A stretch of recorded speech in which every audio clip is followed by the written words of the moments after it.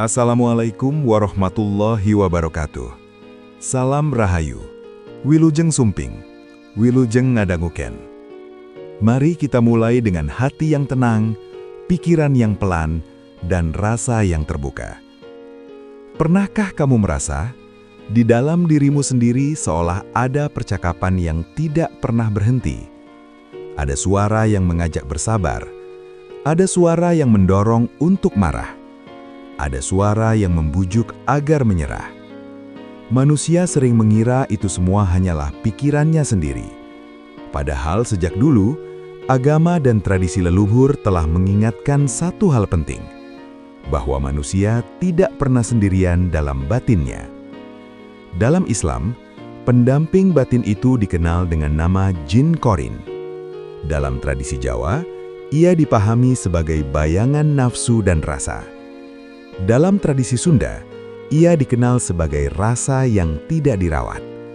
Nama boleh berbeda, bahasa boleh berbeda, namun maknanya satu, bahwa hidup manusia adalah perjalanan panjang untuk mengenali dirinya sendiri. 1. Jin Qorin menurut Islam. Dalam ajaran Islam, Jin Qorin adalah makhluk dari golongan jin yang ditugaskan untuk mendampingi manusia. Ia tidak terlihat, namun selalu hadir. Ia tidak memaksa, namun membujuk. Islam tidak membahas Qorin untuk menakut-nakuti manusia, melainkan untuk menyadarkan manusia bahwa hidup ini adalah ujian batin. Qorin tidak datang dengan wajah menyeramkan. Ia datang dengan suara yang terasa akrab, terasa logis, terasa manusiawi. Ia berkata, "Kamu hanya lelah, kamu pantas marah, kamu wajar membalas, kamu hanya membela diri." Dan karena itu, banyak manusia jatuh tanpa merasa sedang tersesat. Qorin mengenal manusia lebih dalam dari yang disangka. Ia tahu luka lama, ia tahu rasa kecewa, ia tahu rasa ingin diakui. Ia masuk melalui kelelahan hati, melalui kesepian, melalui rasa tidak dihargai. Namun Islam menegaskan satu hal dengan jelas, Qorin tidak pernah lebih kuat dari iman. Ia hanya berkuasa selama manusia lengah. Ketika sholat ditunda, ketika zikir jarang, ketika hati dipenuhi pembenaran diri, disitulah Qorin berbicara paling lantang. Namun ketika manusia kembali mengingat Allah, Qorin melemah. Zikir mempersempit ruangnya, sholat menenangkan gejolak batin, puasa melemahkan nafsu. Dalam Islam, melawan Qorin bukan dengan teriakan, bukan dengan ritual aneh, melainkan dengan kesadaran dan keikhlasan. Qorin paling takut pada manusia yang jujur pada dirinya sendiri, bukan manusia yang merasa suci, tetapi manusia yang mau berkata, "Aku salah, aku lemah, aku butuh ampunan." Kesombongan adalah makanan Qorin. Kerendahan hati adalah racunnya. Inilah jihad yang paling sunyi, jihad melawan nafsu. Perang yang tidak terlihat, namun paling berat. Coba renungkan pelan-pelan. Mengapa setelah sholat hati sering terasa lebih ringan? Bukan karena masalah hilang, tetapi karena hati tidak lagi merasa sendirian. Qorin hidup dari perasaan sendirian. Ketika manusia sadar bahwa Allah selalu dekat, Qorin kehilangan panggungnya. 2. Jin Qorin dalam tradisi Jawa. Dalam tradisi Jawa, hidup dipandang sebagai perjalanan menata rasa. Orang Jawa percaya, yang membuat manusia celaka bukan makhluk halus, melainkan batin yang tidak tertata. Karena itu, ketika seseorang berbuat buruk, orang Jawa tidak tergesa-gesa menyalahkan setan. Mereka berkata, "Wonge durung eling." Artinya, orang itu belum sadar. Dalam kejawen, Qorin dipahami sebagai bayangan batin manusia sendiri. Ia muncul dari nafsu, ia tumbuh dari ego, ia menguat dari rasa ingin menang. Dikenal ajaran sedulur papat limo pancar, 4 unsur pendamping, dan 1 pusat kesadaran. Jika pancar lemah, dorongan nafsu menjadi liar. Qorin tampak saat seseorang tidak mau disalahkan, mudah tersinggung, ingin dihormati berlebihan, merasa paling benar. Karena itu, laku Jawa sangat menekankan pengendalian diri, menahan ucapan, menata emosi, mengurangi reaksi. Dalam Jawa, diam bukan berarti kalah.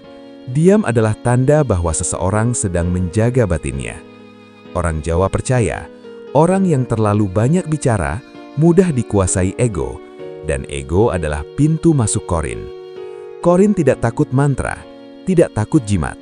Ia hanya takut pada kesadaran sejati. Kesadaran bahwa hidup bukan tentang menang, bukan tentang dipuji, melainkan tentang selaras. Orang Jawa menyebutnya nerimo ing pandum, menerima dengan bijak tanpa kehilangan usaha. Perhatikan orang-orang yang hidupnya ribut, bukan karena masalahnya paling besar, tetapi karena batinnya tidak pernah diam.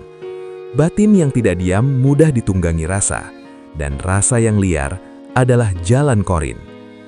3. Jin korin dalam tradisi Sunda. Dalam pandangan Sunda, pusat kehidupan bukan pikiran, melainkan rasa. Rasa menentukan sikap, rasa menentukan arah hidup. Jika rasa sehat, hidup terasa ringan. Jika rasa rusak, hidup terasa berat. Korin dalam tradisi Sunda dipahami sebagai rasa yang tidak dirawat.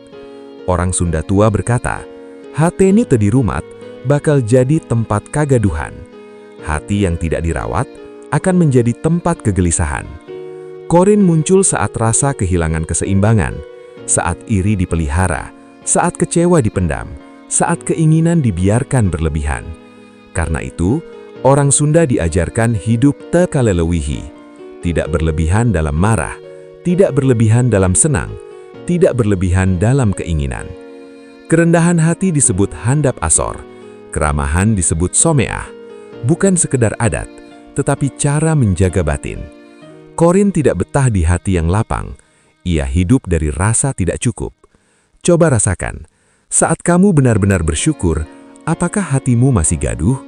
Tidak, karena rasa syukur menutup pintu kegelisahan, dan kegelisahan adalah rumah korin. Islam mengajarkan iman, Jawa mengajarkan eling, Sunda mengajarkan rasa. 3 jalan, 1 tujuan, manusia yang sadar. Korin bukan musuh di luar diri, melainkan cermin dari dalam diri. Jika hati gelap, korin menjadi kuat. Jika hati terang, korin kehilangan suara. Masalahnya bukan pada korinnya, tetapi pada kesadaran manusia. Semakin manusia mengenal dirinya, semakin kecil pengaruh bisikan. Karena sejatinya, perjalanan hidup bukan tentang melawan dunia, melainkan pulang ke dalam diri. Sekarang, diam sejenak. Tarik nafas perlahan. Hembuskan pelan. Rasakan, apa yang paling sering mengganggu hatimu. Tidak perlu dilawan, tidak perlu dihakimi. Cukup disadari, karena kesadaran adalah awal kebebasan. Semoga kita semua diberi kekuatan untuk menundukkan nafsu, menjernihkan rasa, dan menjalani hidup dengan kesadaran. Karena hidup yang tenang bukan hidup tanpa masalah, melainkan hidup dengan hati yang terjaga. Wassalamualaikum warahmatullahi wabarakatuh. Salam Rahayu, Wilujeng Wengi.